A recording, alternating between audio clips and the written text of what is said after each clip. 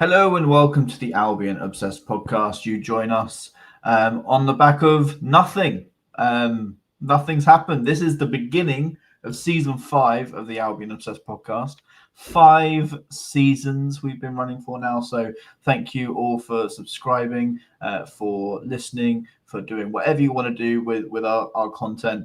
It's been great to have you all for going into 5 seasons now. Before we go on, let's see who we've got on the show today. We welcome Curtis, friend. How are you doing, Curtis?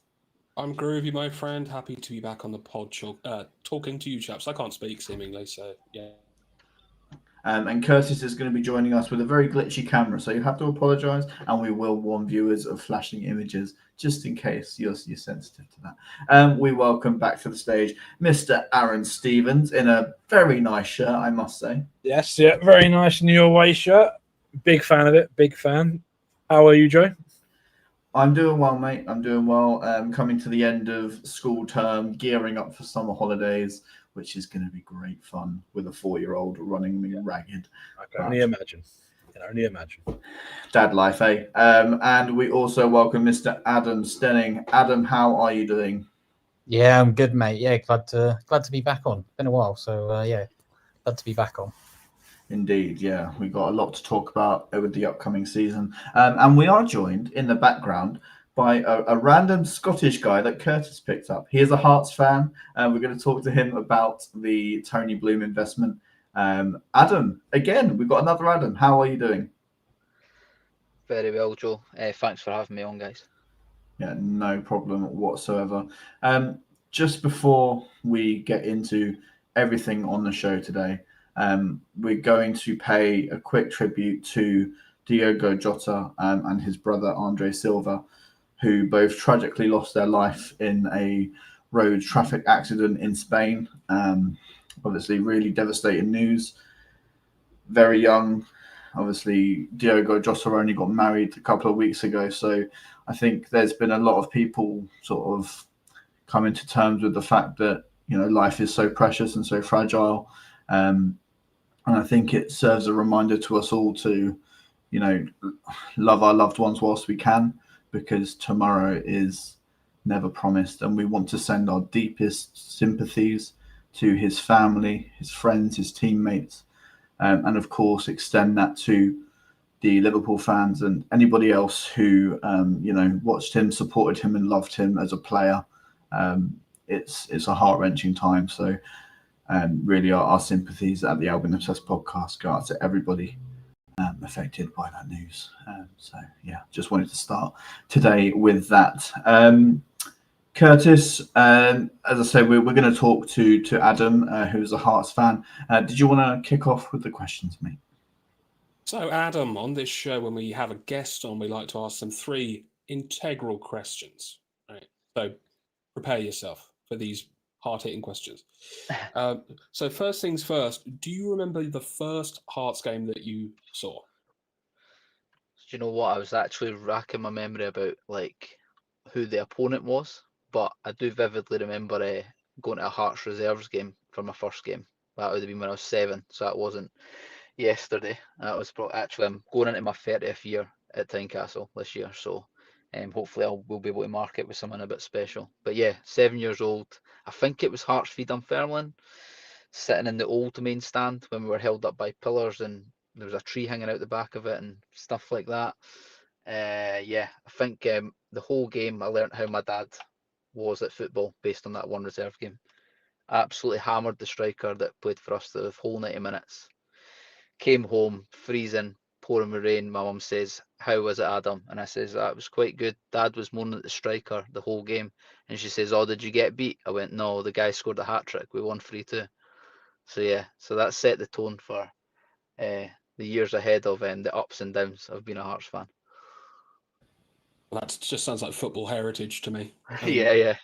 You have to complain about the striker, otherwise what are we doing? Yeah, exactly. And can you think of your favourite Hearts shirt kit?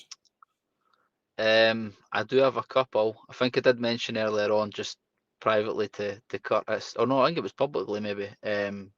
get a look at this season's kits, guys. All three of them are really nice. The But yeah, I the away kit is astounding.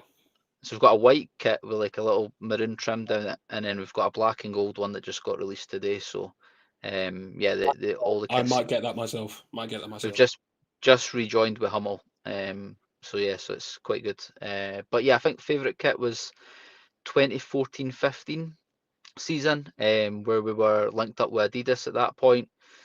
Just quite a nostalgic kit, like, you know, like maroon, really, really dark shade of maroon, which most of us Hearts fans like. A white collar, you know, the traditional three stripes of Adidas, no sponsor. So yeah, just a really like I say, nostalgic kit. So that would be the one for me. Like, Okay, yeah, sounds like a proper no nonsense kit, so can't go wrong with that. And Yeah. lastly, who is your absolute favourite Hearts player that you've ever had? Can you think of one particular person? yeah, I'll give a quick shout out to someone you guys won't know. It's just his name's John Colquhoun. So he was like the first Hearts player I fell in love with, just like a proper old-fashioned winger. Basically, it was a reject from Celtic, you could say, but it was one of them where just couldn't get into their team because of the quality they had, but literally was a standout in our team. Yeah, just used to take people on at will and just had people on mazes inside the whole time. So yeah, shout out to John Colquhoun as my sort of first hero. But all-time hero would probably be Rudy Scatchell. Again, I think he was at Southampton at one point after he left Hearts. Basically a Czech international, got a few caps for Czech Republic. This was at the time when we were owned by Vladimir Romanov. So again, I don't know if you guys will have heard of him, but just a Lithuanian multi-millionaire who is currently somewhere in Russia, shall we say. There's actually quite a good BBC Sounds podcast on Vladimir Romanov. Another random shout out, Tsar of Hearts. 10 episodes of that, but really, really like a crazy, crazy story about that guy. But yeah, Rudy Scatchell was part of his era. We won the Scottish Cup with him in it in 2006. He was our top scorer, even though he played left wing. And then he left Hearts, went to Southampton, went abroad, and then came back to Hearts again, sort of 2011, 2012, and we won the Scottish Cup again. A notable dig at the rivals for that one, Hibs, because a fun fact would be that Rudy Scatchell has won 2 Scottish Cups with Hearts, right? And there's no Hibernian fan or player with 2 Scottish Cups that live today. So that's a nice little dig at the rivals as well. That's just like the most integral fact we've ever heard on this podcast, so thank you for letting us know. Got to get those digs into the rivals. Aaron Stevens would be absolutely loving the digs if it was about Crystal Palace, wouldn't you, mate? Just going to quickly ask you then about the investment, Adam, with Tony Bloom coming in. And as you said before we went on there, there's been a lot of player links and stuff like that, and maybe a lot of sort of a look ahead to the future is maybe a bit of a brighter future for Hearts fans and a more successful future for you guys. So what have you made of the investment, and what are you expecting Hearts would get from that? Yeah, so obviously the investment actually was only approved at the end of last month. So it was 18 months in waiting, essentially. So from the numerous sort of stories and articles that I've seen over the last few months and beyond, I think Tony took an interest in Hearts about the start of 2024.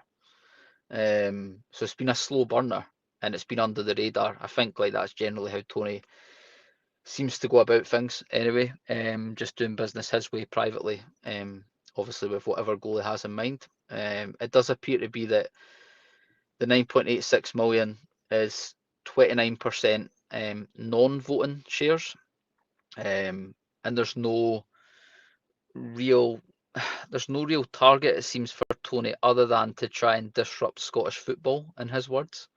Obviously with non-voting shares it doesn't give you control, but obviously there is an aspect to where he will benefit for, you know, dividends as and when they're given out, but it does seem to be clear that there isn't a regular dividend aspect behind it. So it is very much another, I suppose the word they use for everything now is project, right? So he sees Hearts as another opportunity for, they've got that foundation, they've got the fan base, they've got the, capital city, they've got a sort of lovely new stand created by Anne Budge, who's the chairperson, alongside obviously all the pledging Hearts fans, because again, I'm not too sure how much he's looked into it, but obviously Hearts is a fan-owned club, so it is the biggest fan-owned club in the UK. And essentially with Tony's stake, it does still allow the fans to own it. But they have always set out that even though we own it, we don't run the club in the sense of like the football operations. We do always still hire people, that are there to help us, whether it's off the pitch or on it.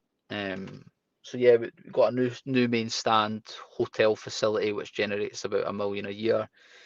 We do have random benefactors as well, like James Anderson, who's helped us over time. So it has been growing over the years. And yeah, I think Tony was just that next step to potentially kick us on.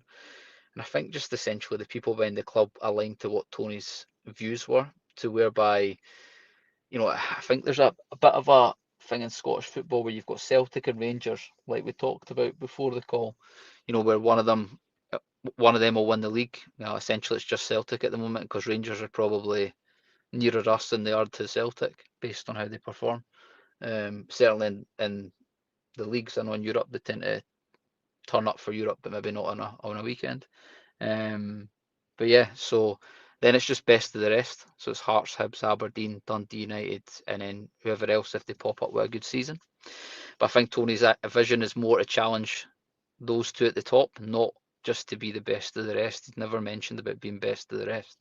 And I think he does see it as somewhat like the Belgian scenario. I think USG obviously came up for the second tier, but I think like the budget and revenue and fan base difference between USG and Club Brugge is like similar to Hearts and say like Celtic. And obviously USG just won their first title after, I think, how long's he had it at USG? Is it like 5 years, guys, or something like that? It's been a good while. We've had a lot of players Yeah. go on loan there over the last 5 years and stuff. So Yeah. So I think that's where you try and take that bit of leap of faith to say, it's not going to happen overnight. Like you might see us go up the table. Obviously, we finished 7th last year, which was well below expectations. We don't have Europe this year, but we do have financial backing and enough money to still be at least looking to get third. That's where the aim would be. But yeah, I suppose the bigger picture is they want to try and bridge that gap in the next however many years it might take. So yeah, it's positive. But I took a wee note, guys, for what players we've already signed. Got to say Jamestown and all that. Can you still hear me? Yeah, just conscious I've moved on my screen to my notes. We can. Yeah. So obviously we got Jamestown in before Tony. So I think like they tried to stress this, obviously Jamestown are a software company. Tony's involved in that, but obviously that wasn't like Jamestown owning us or anything. It was just literally us, using their software to find players. So that came in before Tony. But even if we look just recently at who they've got, right, and this will probably ring true with Brighton, like who the type of guys you've signed, right? You've signed a guy called, and watch my how I speak here. Promise I'm not swearing. Borch Grevink he's from Norway. I think it's not. Can't remember. It's a well-regarded team in Norway, but that well-regarded I forgot. That's terrible. Borch Grevik in Norway. What's this, like Viking or something like that? He was captain, basically a captain and a right back in a top team in Norway. We purchased him. He's in his 20s. We've got a winger, Alexandros Kazaridis, a Greek winger. I believe you guys have had some Greek-linked players this summer. He's in the Slovakian top league. He's 24. We've just signed a pre-contract with a Kazakhstan winger, Chesnikov. He's 25. Claudio Braga, Portuguese player playing in the second tier of Norway. He's a striker. Kabangu, who we had on loan last season from USG, who now got a permanent deal. Ocean Makati, 24 from Walsall on a free. And then our links to our latest two players is a winger/striker from Burkina Faso, who plays in the Estonian top league, 22 goals in 20 games. And then an Albanian winger who helped his team get for the 4th tier Italy to the 3rd tier with 21 goals and assists. So, yeah, it's pretty much, once you let the filters go on the old Jamestown, it's like anywhere goes, right? As long as it fits the model. Yeah, And so I it guess you definitely. guys know all about that, right? Yeah, we always make jokes that, when Baleba goes or Caicedo's left or João Pedro's gone, that we're going to find the next one from like leagues that you mentioned, like the Estonian league, or just random countries or random academies across the world, and that's what we have done. And we've brought in some players that, people always say, how have Brighton done it again? So I'm glad that is the case for you guys as well. Now, obviously, I hope that those players do really well for you, and push you up those leagues. Is there any more players you're linked with? I mean, how do you expect the rest of your transfer window to go? Yeah, so I think he said he wants 2 or 3 more players. Essentially, our team was lacking a fair bit of pace and width last season, with an abundance of defenders, decent like holding midfielders. But any time we tried to break the lines, so essentially, if we're not playing Celtic or Rangers, most weeks we're looking at like 60% possession. So it was that side to side passing, but not finding any way through. Also, what kind of didn't help is we were playing Lawrence Shanklin, scorer the last 2 seasons. He was playing like as a number 10, but I think the reason he was doing that is his link-up play. Like he's quite physical as well. So I think like all those attributes, they were trying to use him as a hold-up person, but essentially we wanted him to be the last man so that we could get goals, but we didn't have both at the time. So we just the manager we had at the time, Neil Critchley, decided that he was going to go with Shankland in the 10, and we suffered there. Kabangu gave us a bit of goals when he first joined on loan. They kind of dried up a bit, but essentially it was a bit doom and gloom. Manager, we weren't able to get him on side. It just wasn't working out, guys. And so that's what I was going to say as well. Like, we have made changes over time as well. Like, we got a sporting director in, Graham Jones, and basically Graham used to be the sporting director, sort of that role on the SFA performance side of things. So we got him from the SFA, the governing body, and he's got a lot of experience in dealing with analytics and software. So that was around about the time that we got Jamestown. We got Derek McInnes as our new manager. He actually became our new manager 3 days before we were due to play the team that we took him from. Thankfully, like, none of us had anything to play for, but essentially we didn't go into either dugout for that game. So he came from Kilmarnock, but Derek McInnes has been linked to like the Rangers job in the past because he used to play for them. He had 8 years at Aberdeen, where 7 years in a row he finished second, because Rangers were obviously not behaving financially, so that was the time that Rangers got sent down the leagues. So he's got quite a lot of experience in dealing with a club. Because Aberdeen, I would say, are in similar vein to Hearts, where the expectations are quite similar. So he's been a really positive appointment with the fans, and we do expect a lot given his experience as well in management. So we're hopeful with him and his 2 coaches that he's had for quite a long time. They've joined us. They tend to go with like sort of physical, powerful players, but also like to play pace wide. So that's generally, there's a bit of an overhaul going on at the moment. But we do have a decent base, and he wants to keep a kind of Scottish-British base as well behind him. So we do get a lot of pelters sometimes. Like, we signed Stuart Findlay from Oxford, and he was on loan at Kilmarnock. And I think like Hibs and Aberdeen fans are the first to jump on and tell us like, oh, is that a Jamestown signing? Like, he's only looking very far for Jamestown. So, I think like, as you guys probably know as well, there'll be guys that you have got in the past, right? Like, I'm trying to think like Milner and people like that. Like, they're not necessarily Jamestown, just like it maybe what the manager wants, and then it might run through the system or whatever. But it's just everyone getting together, right, to come up with the best idea for whatever the club are looking to go with. Would you say that's similar at Brighton? You guys maybe do make signings that are not necessarily you'd see it as like I just said, an Albanian winger for Italy. It could be something that's maybe more close to home. Yeah, exactly that. And what have you guys been looking at, like what Brighton have achieved in the past? And obviously you mentioned USG as well. So what's the outside looking in from Hearts fans at what Brighton have done in the last few years? Yeah, Brighton's achievements have been pretty mad, right, as well. Like, I'm trying to think how long he's been with you guys now. Like, I don't. Tony how Bloom. long? Yeah. 2009, Aaron, was it? Yeah. Yeah, and an easy question to put back without me trying to like pretend I've done a lot of research is say, where were you when he first joined? League One, Aaron. Adam. Yeah. Yeah, so it's been And to be honest, meteoric I've been in the Premier League for as long as I can remember. So, and then also as well, I would add to that, just like the confidence that we take as Hearts fans as well, is if you talk about like English clubs in the Premier League, where you've got like Saudi owners here, there, and everywhere. Americans starting to come into a lot of English and British clubs. I think the other key thing is just how it's run. Like it's still, there's a lot of family focus. There's still a lot of like heritage Brighton wise as well. So Tony doesn't seem to steer away from certain values locally, and he likes to like invest in what Brighton's about as a club, what Brighton's culture is meant to be. The community of Brighton. It's not just about throwing millions and millions at it. It's trying to like work at it and make it an actual investment instead of like a quick fix. And you can see that from Brighton, from USG. I think obviously he's only recently done, is it Melbourne Victory before he done Hearts as well. So yeah, I mean Brighton, like obviously I now need to hate Palace as well, right? Is that just the vibe I need to give off? Absolutely. Exactly. Yeah. So Yeah. I mean that's fine because I listen to TalkSport every day, and Simon Jordan, like, yeah, That's I'll enough. keep You it. just have to say Simon Jordan. That's enough. Yeah, perfect. I'll Phrase. stick in the Jim White I don't corner instead of the mind Simon Simon Jordan corner. I don't mind. Get out, Aaron. I don't Get mind out. him. I generally don't. Are you Wow. just jealous of his hair? What, that 2K? I'm all right, thank you. At least mine's real. Yeah, so That's like, brilliant.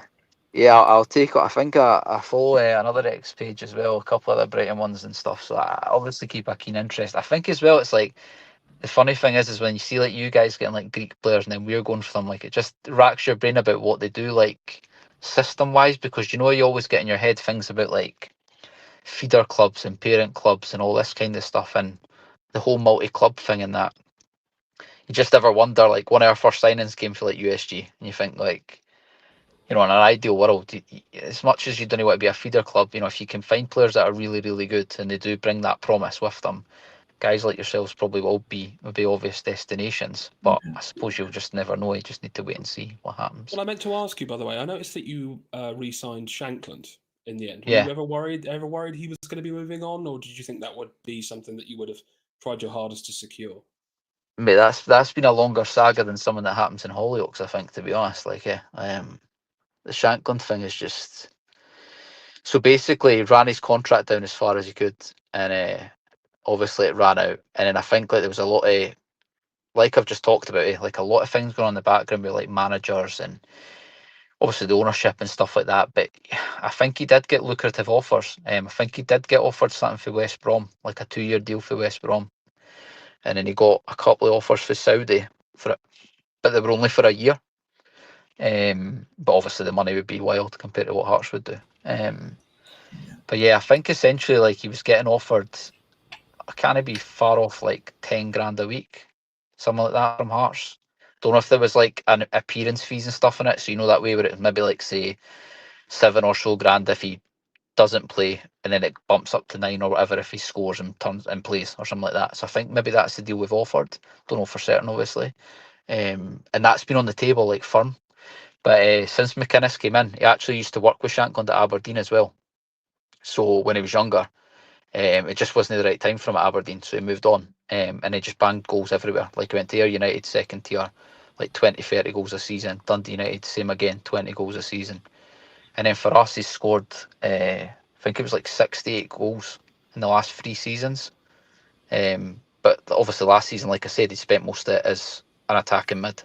So, like the guy knows where to score goals, and he's probably, I mean, everybody, if you just look him up, everyone will just say that he's like this fat guy who doesn't ever score and whatever, and just tries to mock him. But I think sometimes a bit of envy there. Like a lot of our rival teams would definitely take him if they could have him. I was kind of surprised that he never went to Rangers because they were talking about it constantly in the sort of Glasgow newspapers and stuff. But generally, they like to basically jump on anything just to promote Celtic and Rangers. So it's quite good to know that like either they didn't bother bidding or it wasn't think they're interested or the only whatever. teams in Scotland though. Like I swear they play each other like 8 times each season as well.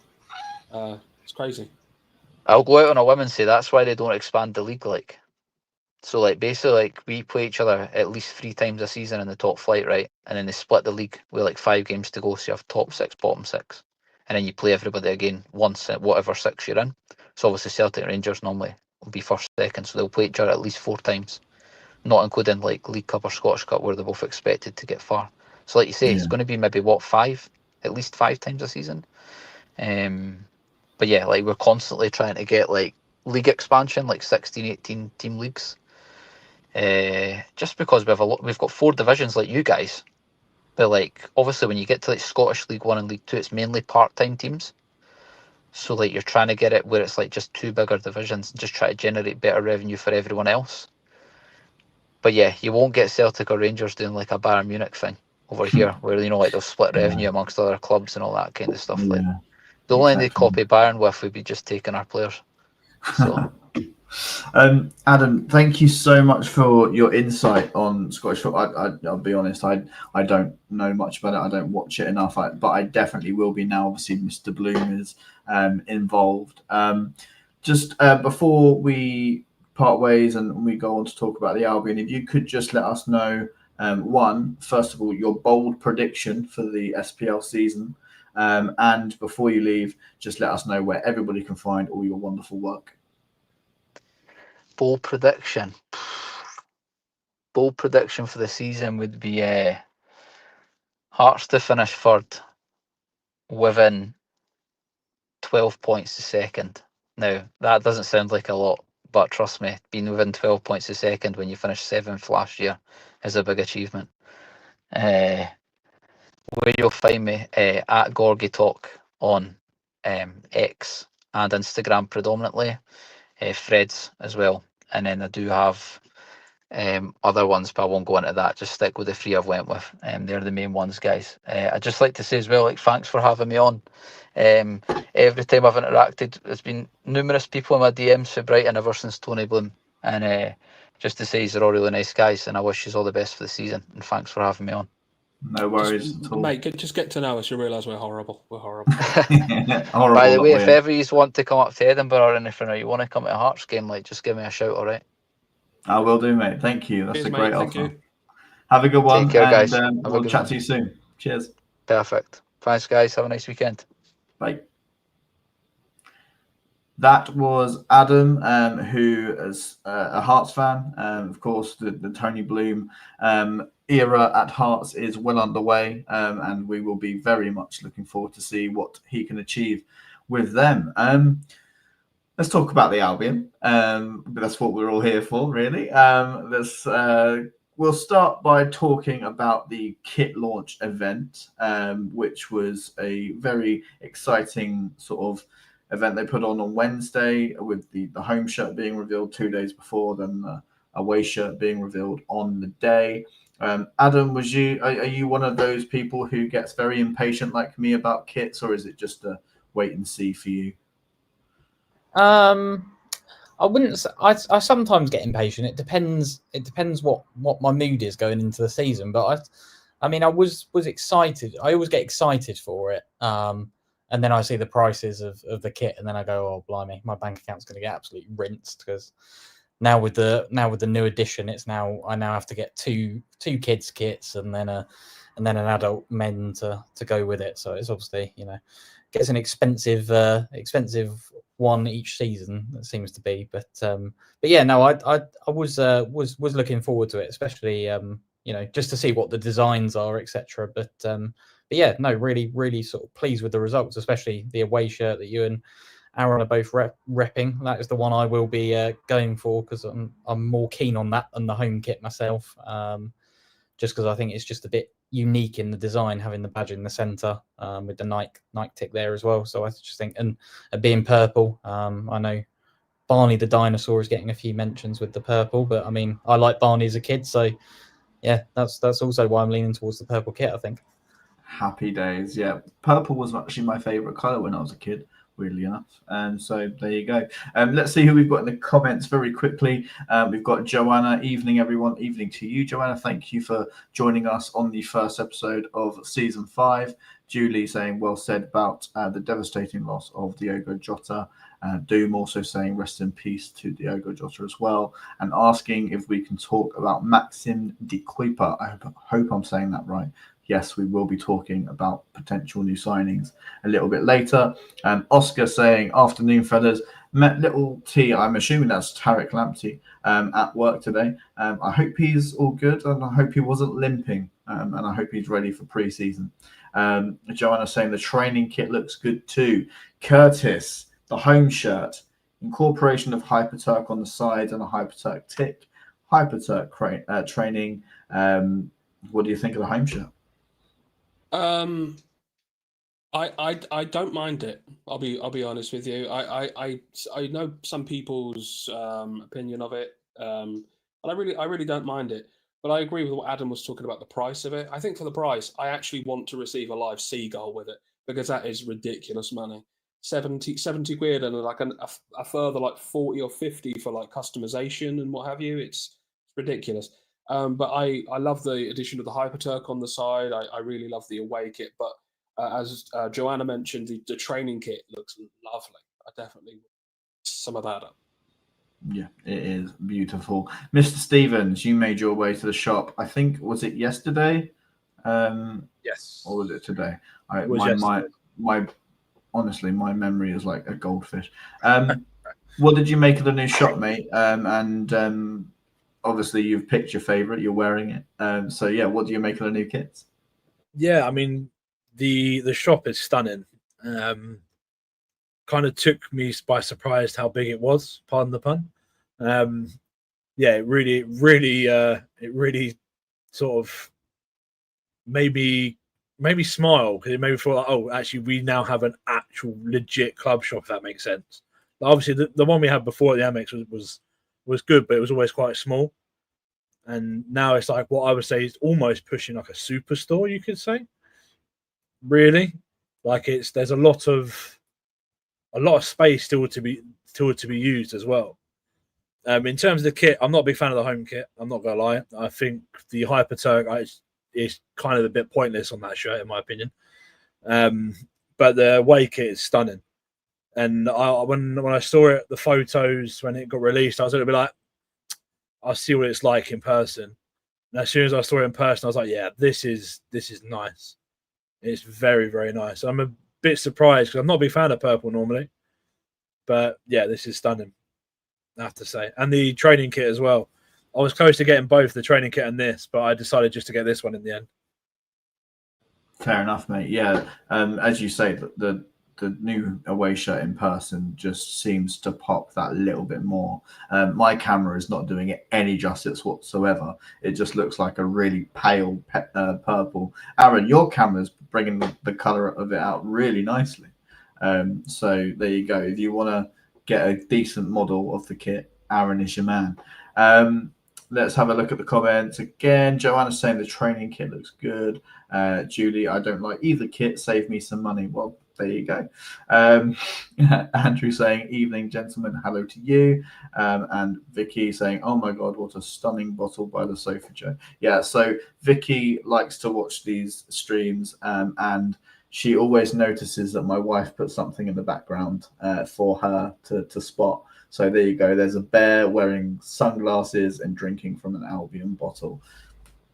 It's just the fun things that you want to do. So maybe that's going to be a staple on the Albion Obsessed podcast. Now look behind Joe.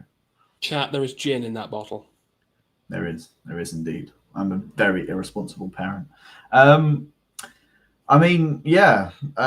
Let's then move on to talking about a few transfer outgoings, Adam. The first one I'll talk about, Valentin Barco. I think the writing was on the wall, wasn't it, really, that he was to be leaving, and it's been confirmed he's gone to Strasbourg.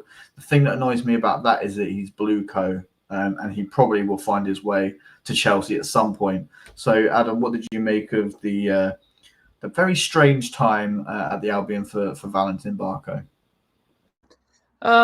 Yeah, it was a bit short and sweet, wasn't it? It was sort of he sort of got a little run of games, didn't he? Sort of quite early on, and then sort of faded out. Went on loan, didn't quite work out. He went to Sevilla, didn't he? And it didn't quite worked out for him there. And then he went to Strasbourg, and did well under Rossignol there. So I wish him the best of luck. I mean, he's got a great manager there in Rossignol who's doing a great job there. As you say, it's a shame it's owned by Todd Bowley, but it is what it is. But yeah, I mean, hopefully, he's got a good future ahead of him there. He's, if he can continue to sort of play regularly for Strasbourg and obviously keep featuring in that Argentinian squad, which is always competitive to get into, he's got a good future ahead of him, really. So it's just, I mean, the only, I guess, downside is the money aspect, because it's not an awful lot of money. I think it was something like 8.5 million or something. So it's not a massive return on a player of his age, but I guess given the lack of first team appearances he made, and obviously the competition he would have had coming back, maybe that obviously influenced the decision just to get rid of him at this point. Yeah, exactly that. Aaron, everyone always talks about Brighton as getting everything right in terms of recruitment, and look at Brighton; they've done it again. Diego Gomez is coming through. Costulas and people like that. So I think this is proof that sometimes we do get it wrong. Would you lean towards that, or is it just? No, I would probably say we probably got this one wrong selling him myself. I think every time he played, he made impacts that I think we were lacking, in my opinion. I was kind of hoping that he would come back from Strasbourg and be involved somewhat in the team, but I think like you said earlier, it was kind of writing was on the wall that he would go, which was disappointing to obviously see. I don't know. It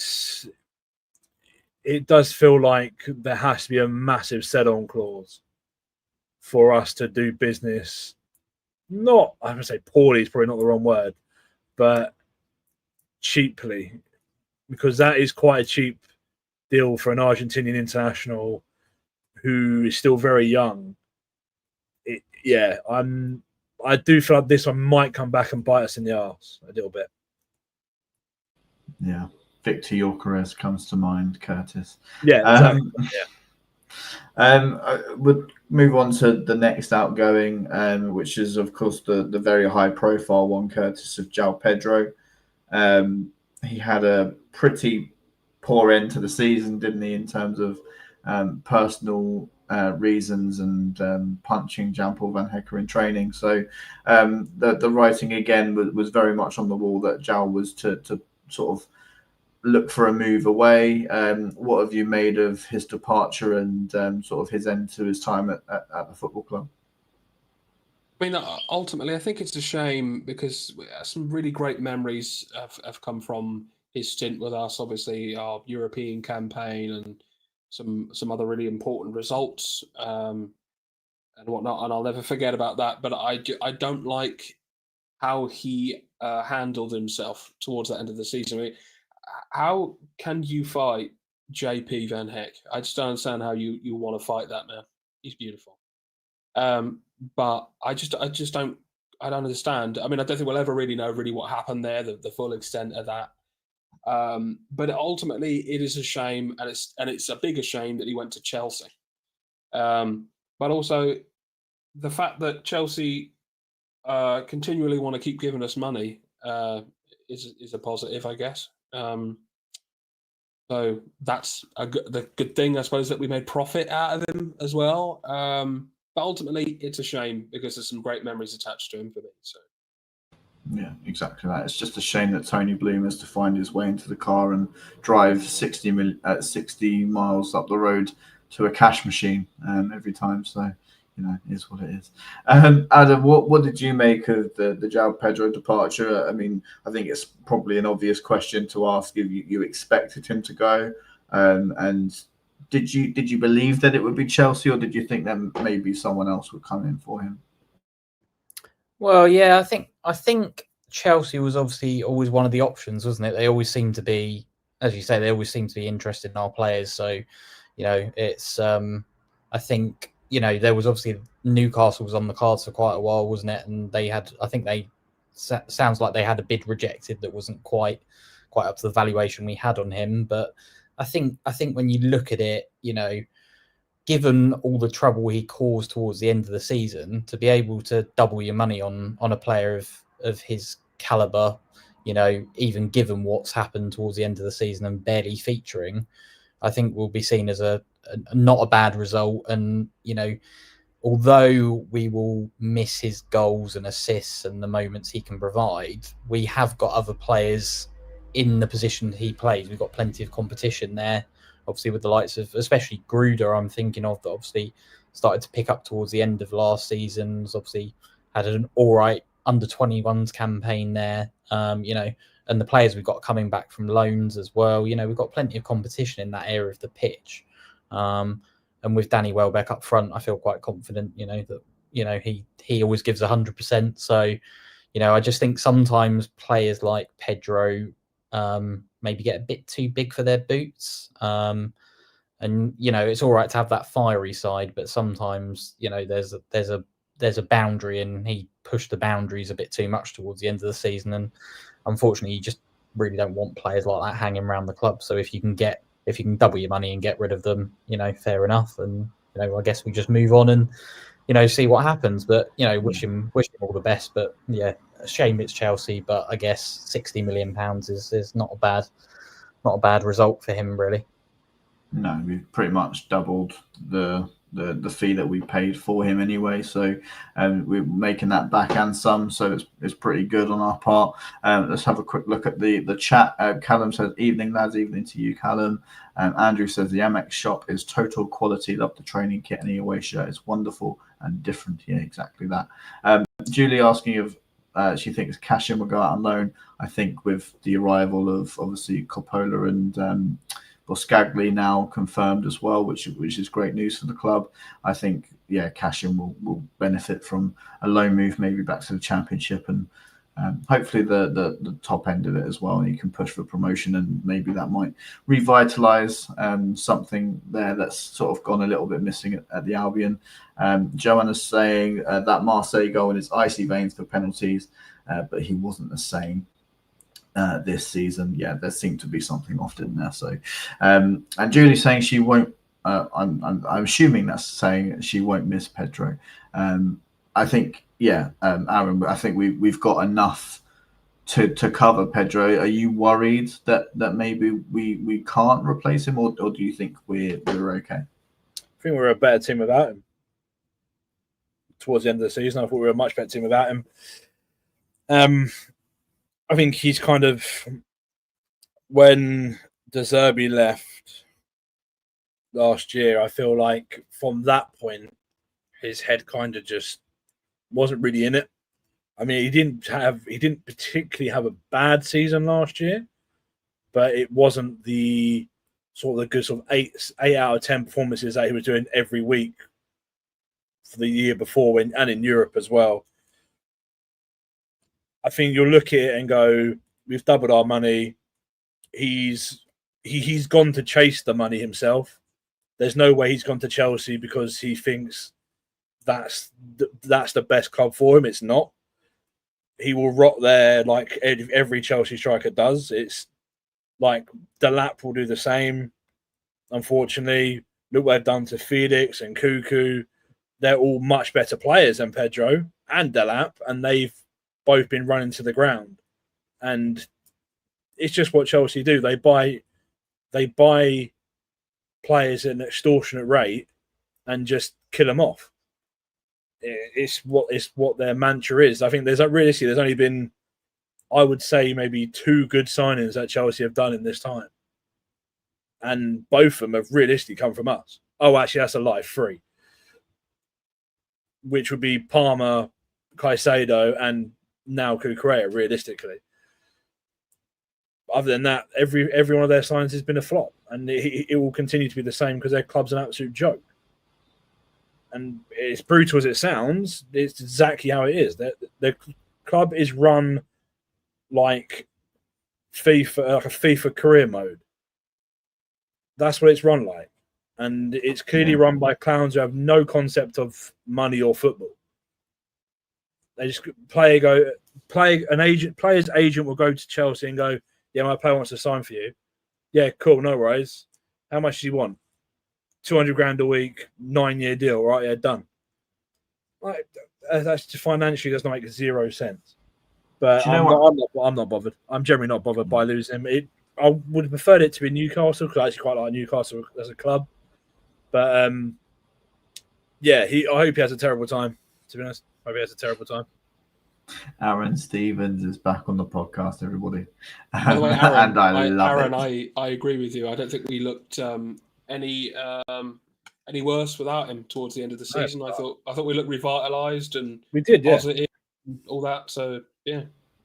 And this is coming from Mr. Negative, who hates everything about life. But yeah, we looked like such a better team without him. Don't be so silly, Aaron. You've got a new job and you're loving it. That's love the job, hate the life. You know what it's like. Don't be like that. I mean, yeah, I'm quite sort of looking forward to the fact that we're not going to have somebody with the attitude that João Pedro clearly portrayed towards the end, and got the red card, and I think there were a couple of near misses before that, which at the time I defended, but I shouldn't have defended because it was clear as to what he was trying to do. So yeah, it's good to get that out of the club and have that no idiot policy that we seem to adopt quite heavily. Do you know something that really annoys me, and I get it a lot, and I sort of a lot of comments when we make new signings and stuff of we're stockpiling talent like Chelsea are doing. We're doing what Chelsea are doing. What are we doing? And it's really, really frustrating. I'm not sure if it's been like online, but definitely like within the circle that I'm in, there's a lot of worries over us stockpiling attacking talent. And I'm like, go on, Aaron. Are these people Chelsea fans by any chance? Yeah, probably. Then they are fucking clueless about football. They're stockpiling everything and everyone. They have 8 goalkeepers, and then none of them are any good.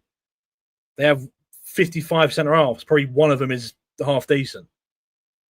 They cannot talk. Yes, we're stockpiling attacking talent, not to the extent that Chelsea are, but realistically, we're probably going to sell some of that talent this year. I would imagine anyway, i.e. in Ciso, and pray to God we sell Adingra. But they're the two that I would imagine that will go, in my opinion, and then we'll probably get what, sort of 30 to 40, no, probably about 60 mil for the combined totals of both of them. Easy money, profit made. Like that's how I see. I mean, if they're Chelsea fans going on about we're stockpiling players, and they're just chatting out their arse. Exactly that. We do business the right way. Let's talk about happy news, Curtis. Some very happy news of a player who had a little bit to say towards the end of the season. Harry Howe, a youngster who's come through the academy and had a fantastic introduction to life at the Amex as well. Obviously, with coming on with his cousin and making that run for Jack to score the goal. He signed a pro contract, so a huge credit to his talent. Do you think we could see a lot more from him this season? I mean, I hope so. I really do. I hope he sticks around the first team. I also wouldn't be surprised if I was maybe going to say like, oh, maybe a loan wouldn't be so bad to the Championship or whatever. But I feel like we might want to keep him around.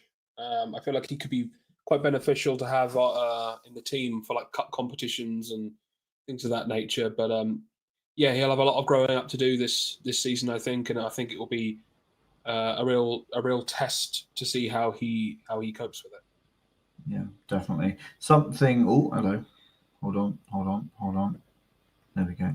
Nobody needs to see me up that close. Jeez. Something that I did during the off season, obviously it's still the off season, but the players are coming back soon, so I count it as this season now. Is I went on the training ground tour a couple of weeks ago.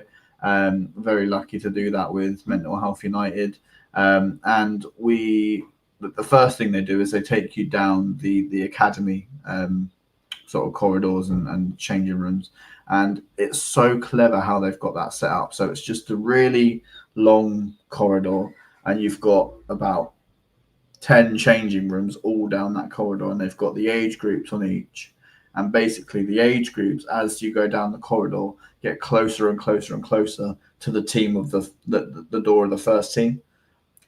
So it's incredible sort of inspiration for them to see the players that have come through there. Harry Howe, Jack Hinchelwood. There's pictures of Lewis Dunk, other players who have come through in the past as well. Solly March, for example, and to have that sort of ambition to get to that last door and join the first team. Adam, I don't know if you've been to the training ground, mate, with obviously the press stuff you've done before, but extremely impressive of how they sort of guide the youngsters through there, isn't it? Yeah, I mean, I was lucky enough, obviously, when I was working for the Argus, was down there, obviously, doing sort of once a week at least at the training ground there. And no, it is, I think, as you say, it is great for the sort of academy players to visualize, and you can almost basically in that corridor see your path basically to the first team. If you work hard enough, you can progress your way down the corridor, and quite easily end up in that first team. And I think, obviously, with the success of Hinchelwood, obviously with his summer as well, winning the under-21 Euros with England is another great thing for the club, especially him being a local lad as well, to progress all the way through to the first team, and now, is getting, plaudits internationally, and getting coverage, good that it was on free-to-air telly, so, a lot of fans can see how good he is, and, what we've been talking about for the last sort of couple of years as he's broken into the team. And, I think it's good for Howe that he's now got that pro contract, and he's obviously had a little bit of exposure to the first team towards the end of the last season. If he can get a bit of action in this pre-season, and then obviously, as Curtis says, it may be that they decide a loan's the best option if they can't give him the game time he needs, or they keep him around, keep him in the under-21s, and then just obviously, try and get him as involved as possible in the cup competitions. But I think what we've seen from him already in the brief glimpses and what Herzl has said about him in press conferences, I think, he could potentially go on to be as good as Hinchelwood's been and make the impact that he has in the team. Yeah, exactly that. And you rightly mentioned obviously his success with England, and obviously James Beadle as well. Julie's mentioned it in the chat as well. Aaron, did you get to watch much of England during the Euros? And what did you make of Jack's performances, if you did? And James, obviously. I did actually watch quite a bit of the Euros, actually. I have to say, it just seemed to work around my shift, so I actually watched it. Yeah, it's probably the first England team I've actually enjoyed watching in about 10 years. So that's always a bonus. But it was, he obviously didn't start the first game. And then as soon as he sort of came on in that second game, he came on the first game, I think. And then from that point on, he stayed in and looked solid. And everyone was saying he looked good. And so did Beadle. I mean, he made one mistake for one of the goals in the semi-final. I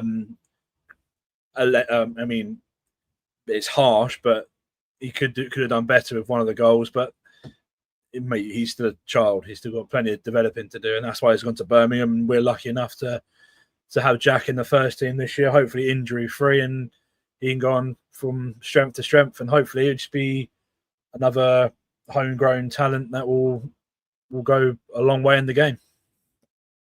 Yeah, exactly that. And a massive utility player, Curtis, played left back for England. We saw him in the last game of the season playing as a number 10 / filling in at number 9 when he needed to as well. So what do you make of Jack Hinchelwood's sort of rise to where he's got to now, obviously winning some silverware with the under-21s international setup?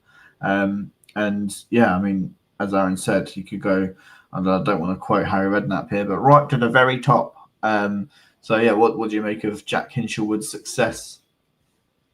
I mean, I'm honestly not that surprised by it. I mean, since I first saw him come through, I think season upon season he's improved, and he's such a humble guy. He just gets on with it.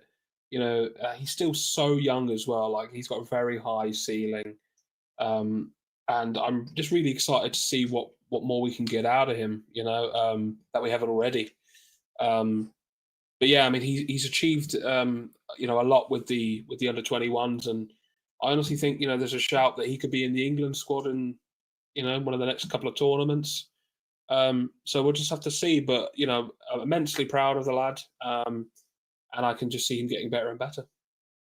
Exactly that. And that reminds me of is it a Johnny Cantor line? It just gets better and better and better. And it certainly does at the Albion. Joanna's mentioned Harvey Elliott in the chat. And obviously a player that we've been linked to. But I think, to answer your question, Joanna, do you think we'll be getting or bidding for Harvey Elliott? I think we may have been put off of that with the £50 million price tag they put on. They wanted either £40 million with a sell-on fee, and I don't think that's something Brighton do really. Obviously, he had a great tournament, and I think he would be a great player to have at the club.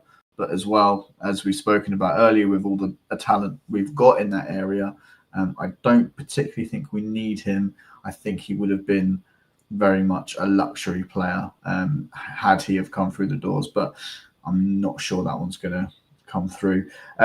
Another bit of very positive news, which has only at the moment been reported by Sky Sports. I don't know if anybody else has reported it, but I'm going to cling on to it for dear life because it made me very happy when I read it. Karu Mitoma reportedly wants to stay at Brighton and Hove Albion and sign a new contract. Adam, if he does sign a new contract, that is going to be huge business and probably the best signing that we can do this window. Are you apprehensive about the report, or do you think that it's definitely going to happen? I think I'm still a bit apprehensive until he actually puts pen to paper and signs the new deal.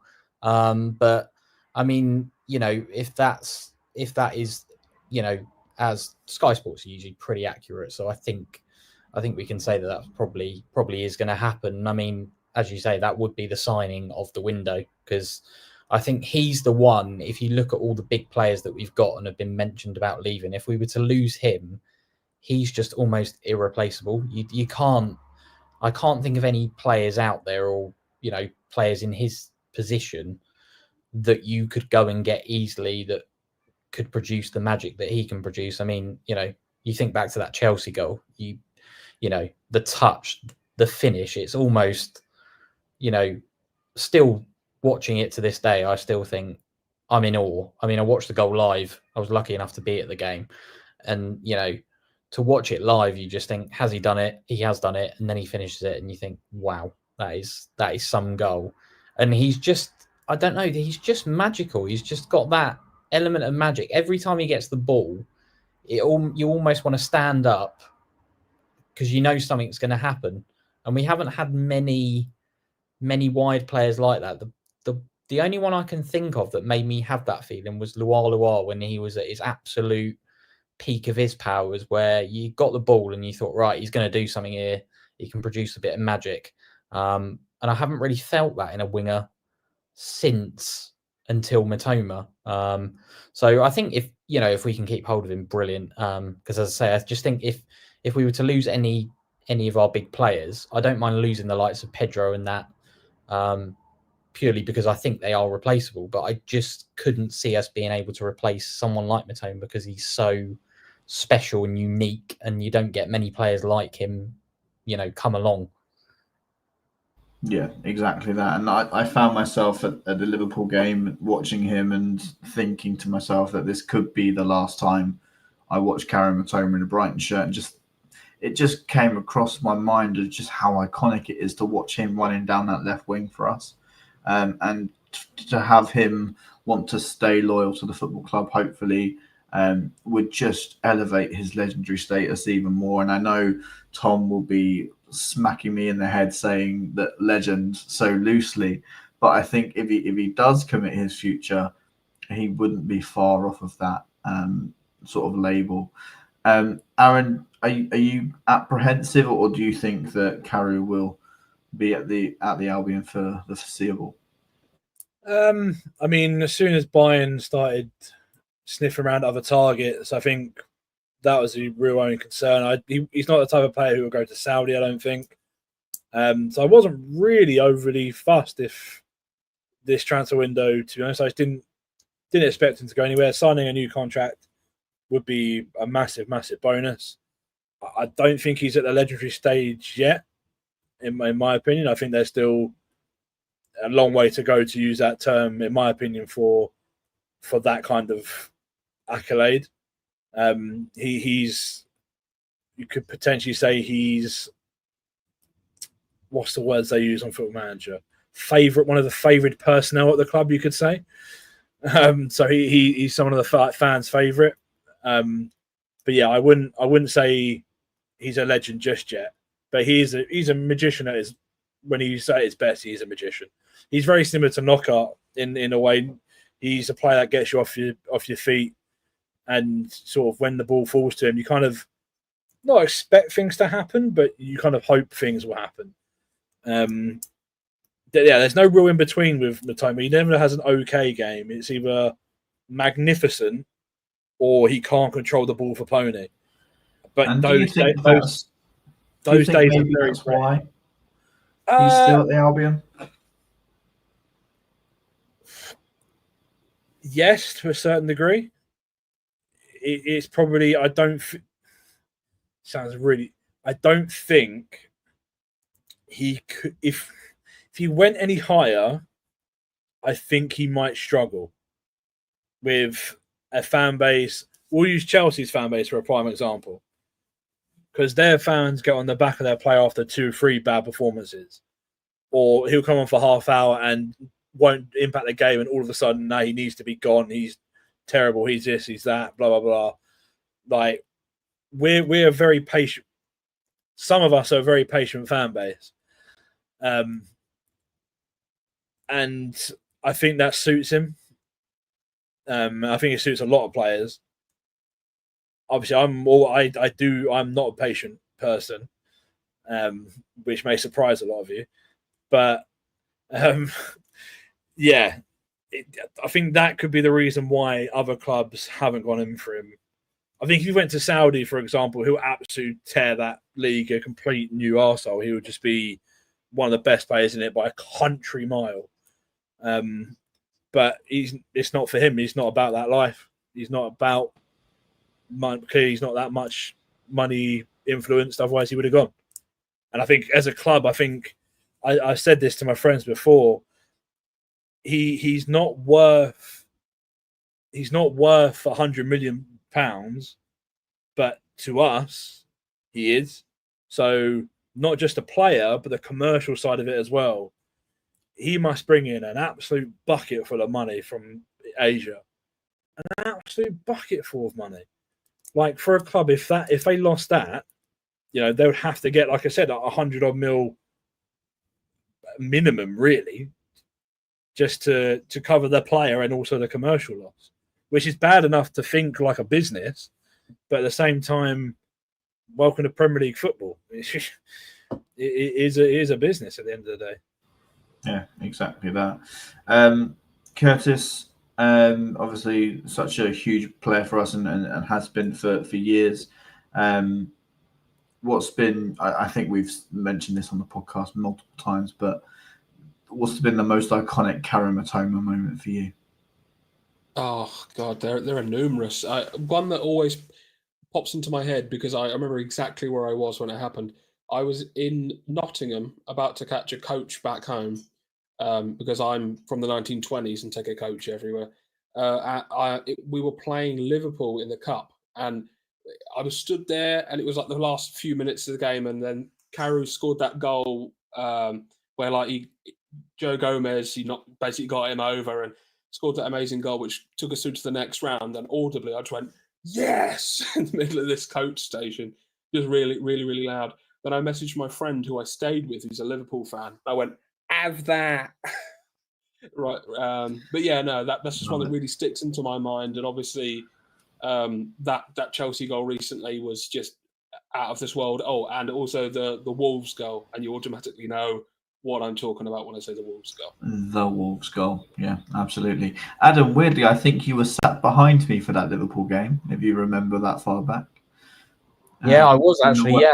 We're stand-upper, so we've got to celebrate that together. Yeah, I mean, I think there was a bloke I can say the only word I said to him before was hello when he sat down, and I've never embraced with a stranger that much. I said hello, and then the next thing was he scored the goal, and I'm hugging this bloke. I didn't even know his name, but as I say, he's just jumped on me, and that was quite the moment. I think he's produced some, as I say, the Chelsea goal.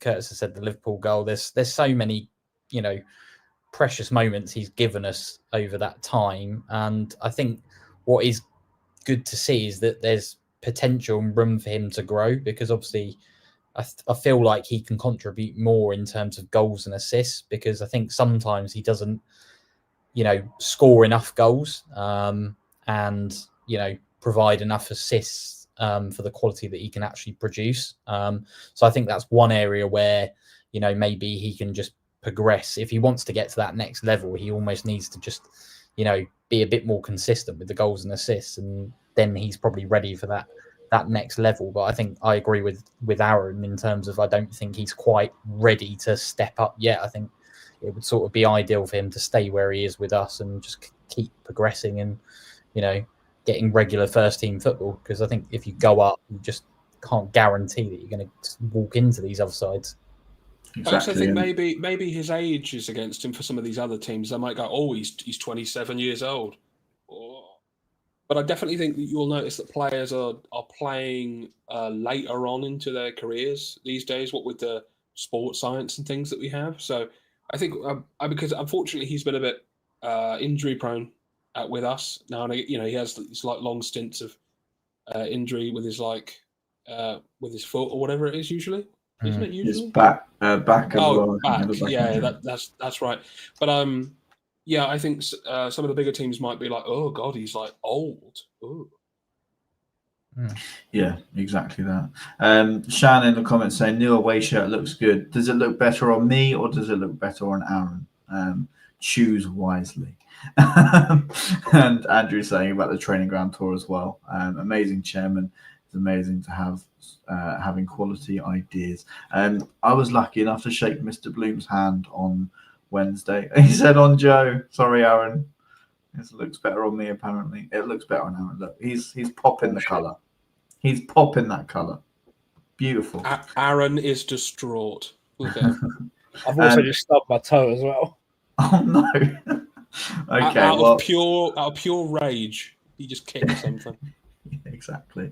And for those thinking about Adam embracing with that stranger after Karim Mitoma's Liverpool goal, they have been happily married ever since. So, there is that.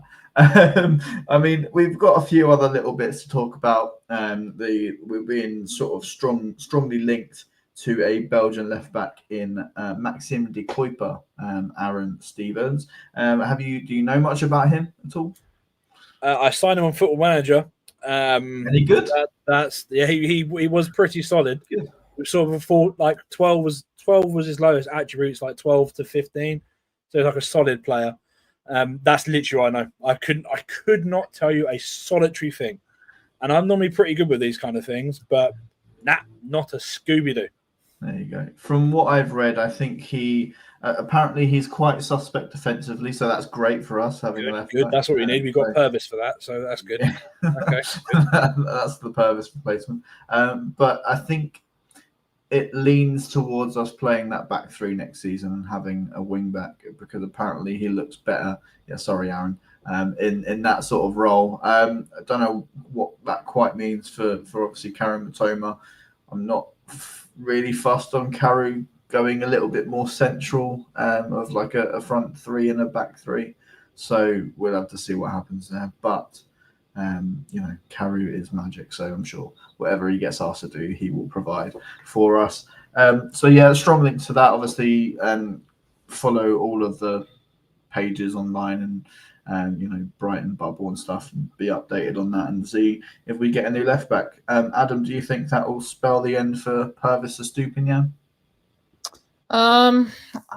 It's hard to tell, to be honest, because I personally think Estupiñán still has plenty to offer. I'm probably one of very few Brighton fans who think that, because I think sometimes he can be a bit wasteful. But But I think overall that sort of partnership he has down the left with Mitoma is quite a special relationship that they've built up over the past couple of years. And he always does have that insane goal in his locker. I mean, you think last season that free kick against Man City was quite impressive.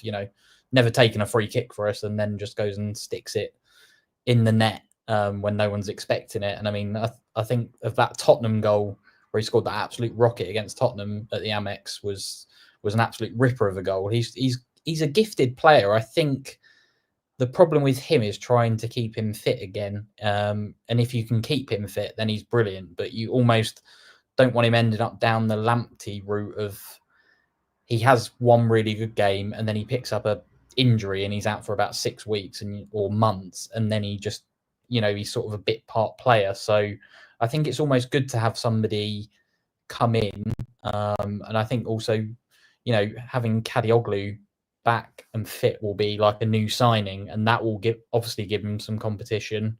And thinking how well Hinchwood played at left back for England in the Euros, I think again that's another decent option, because given his versatility, I think he could potentially find himself playing there, because he can get forward, he can provide goals, he can provide assists, and he's proved that with a solid tournament this summer. So I think Estepinian, if we could get a good offer for him, brilliant. But I think the problem is the clubs he's being linked with, I just don't know if he's really going to further his career by going to Manchester United in their current state. It's just like, you're surely going to get more success staying where you are for the time being. The only reason I could think we'd do it is to get some money and hope he doesn't just wind down his contract and go down the sort of Pedro route and go a bit off piece, really. But I still think he has plenty to offer, but it's just keeping him fit, which is the main thing.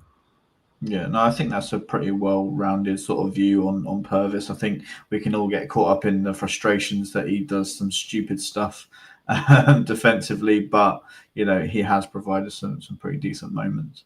I mean, he can't defend is his first issue for a left back. Yeah, no, fair enough. I mean, the thing is, if we're playing three at the back, that's all right, because if he's not playing as one of the three, then he can have the license to stay higher. But what he was doing last year was, and to be fair, Hinch was doing this as well, where they would sort of push up really high and then tuck into midfield.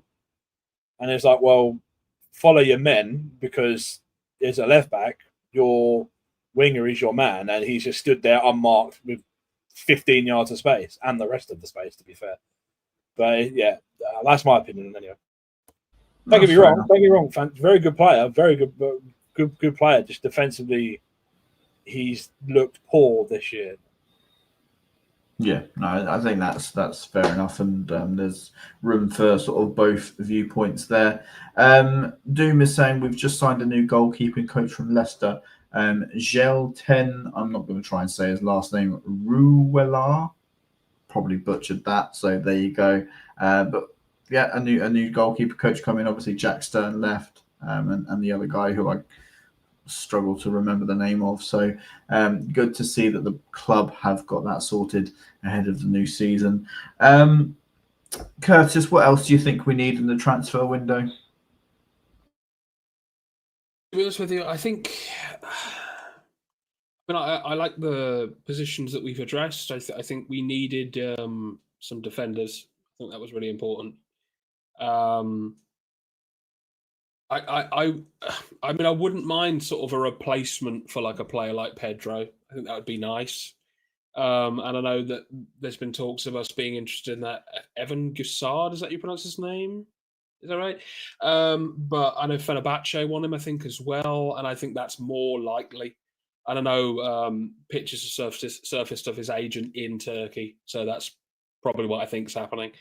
But that would be great to get a player of his stature at the club. But whatever happens from here, and I trust the club to make the right decisions. So. Exactly that. Full trust in Mr. Bloom and Mr. Barber, who must have been rubbing his hands together when he saw 300 fans queued outside the shop on Wednesday, me being one of them.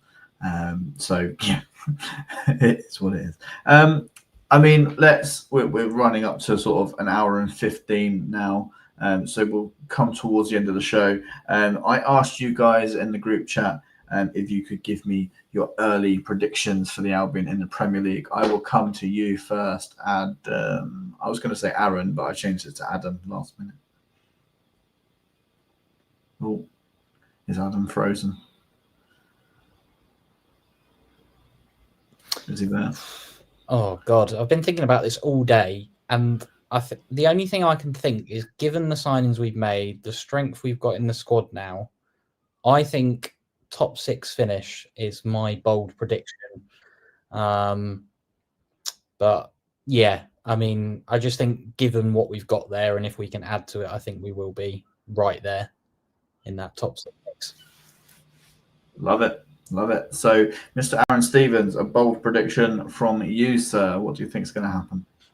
Don't say relegation. Premier League bold prediction or Brighton bold prediction? Premier League bold prediction and a Brighton bold prediction. Why not?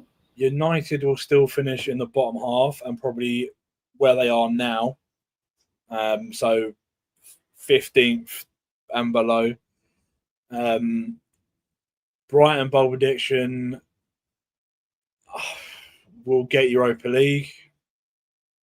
I mean, I can't see us doing much more than that.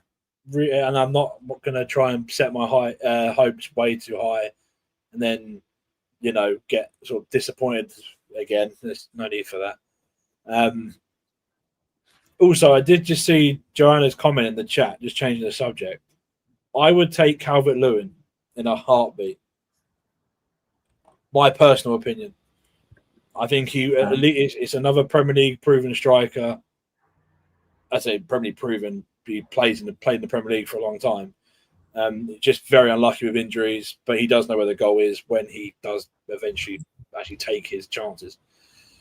But sort of reminds me of not in terms of playing style, but in terms of circumstance of Danny Welbeck. Obviously, he had a torrid time of injury, came to us, new lease of life, and look at what he's doing now. So I think you're right.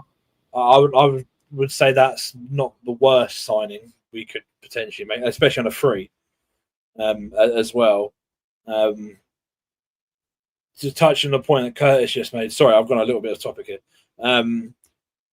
about replacing Pedro. I mean, I don't think we need to,